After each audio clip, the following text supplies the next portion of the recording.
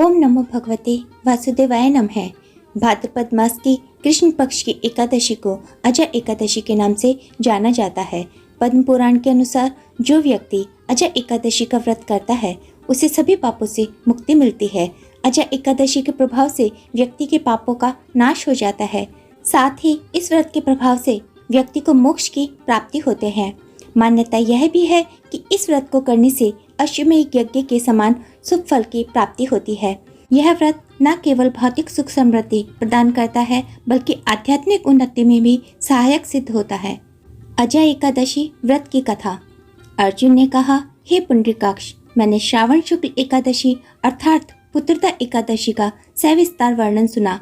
अब आप कृपा करके मुझे भाद्रपद माह के कृष्ण पक्ष की एकादशी के विषय में भी बतलाइए। इस एकादशी का क्या नाम है तथा इसके व्रत का क्या विधान है?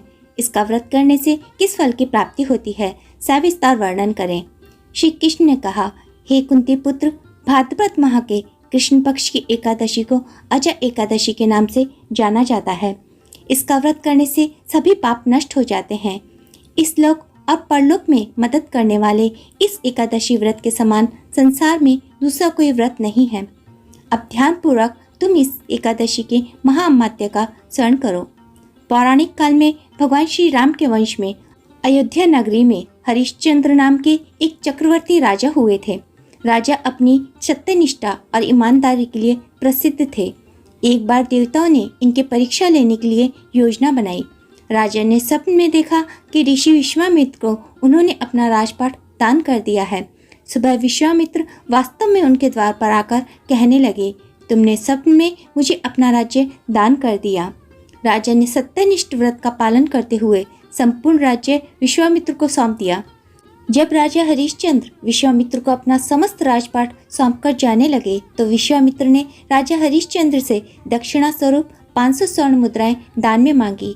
राजा ने उनसे कहा कि 500 क्या, आप जितनी चाहें उतनी स्वर्ण मुद्राएं ले लीजिए। इस पर विश्वामित्र हंसने लगे और राजा को याद दिलाया कि राजपाट के साथ राज्य का कोष भी वे दान कर चुके हैं और दान की हुई वस्तु को दोबारा दान नहीं किया जाता।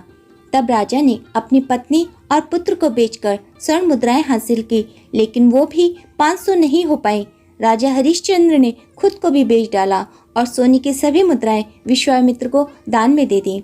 राजा हरिश्चंद्र ने खुद को जहां बेचा था वह शमशान का चांडाल था। चांडाल ने राजा हरिश्चंद्र को शमशान भूमि में दाह संस्कार के लिए कर वसूली का काम दे दिया। राजा चांडाल का दास बनकर सत्य को धारण करता हुआ मृतकों का वस्त्र ग्रहण करता रहा, मगर किसी प्रकार से सत्य से विचलित नहीं हुआ। कई बार राजा चिंता के समुद्र में डूबकर अपने मन में विचार करने लगता कि मैं कहाँ जाऊँ, क्या करूँ जिससे मेरा उद्धार हो। इस प्रकार राजा को कई वर्ष बीत गए। एक दिन राजा इसी चिंता में बैठा हुआ था कि गौतम ऋषि वहां आ गए। राजा ने उन्हें देखकर उनको प्रणाम किया और अपनी सारी दुख भरी कहानी कह दी। यह बात सुनकर गौतम ऋषि कहने लगे कि राजन, तुम्हारे भाग्य से आज से 7 दिन बाद भाद्रपद कृष्ण पक्ष की अजय नाम की एकादशी आएगी। तुम विधि पूर्वक उसका व्रत करो। गौतम ऋषि ने कहा कि इस व्रत के पुण्य प्रभाव से तुम्हारे समस्त पाप नष्ट हो जाएंगे। इस प्रकार राजा से कहकर गौतम ऋषि उसी समय अंतर्ध्यान हो गए। राजा ने उनके कथनानुसार एकादशी आने पर विधि पूर्वक व्रत व जागरण किया। उस व्रत के प्रभाव से राजा के समस्त पाप नष्ट हो गए। उस समय स्वर्ग में नगाड़े बजने लगे तथा पुष्पों की वर्षा होने लगी। उन्होंने अपने सामने ब्रह्मा, विष्णु, महेश तथा देवेंद्र आदि देवताओं को खड़ा पाया। उन्होंने अपने मृतक पुत्र को जीवित तथा अपनी पत्नी को राजसी वस्त्र तथा आभूषणों से परिपूर्ण देखा। व्रत के प्रभाव से राजा को पुनः अपने राज्य की प्राप्ति हुई।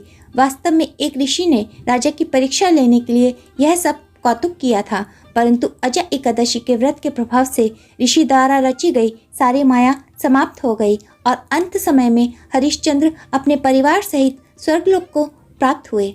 श्री कृष्ण ने कहा, हे अर्जुन, यह सब अजय एकादशी के व्रत का ही प्रभाव था। जो मनुष्य इस उपवास को विधान पूर्वक करते हैं तथा रात्रि जागरण करते हैं, उनके सभी पाप नष्ट हो जाते हैं और अंत में वे स्वर्ग को प्राप्त करते हैं। इस एकादशी व्रत की कथा के स्वर्ण मात्र से ही अश्वमेध यज्ञ के फलों की प्राप्ति होती है। जय श्री हरि विष्णु। ओम नमो भगवते वासुदेवाय नमः। आप सभी को अजय एकादशी की हार्दिक शुभकामनाएं। भगवान श्री हरि आपकी सभी मनोकामनाओं को पूरा करें, हम यही कामना करते हैं।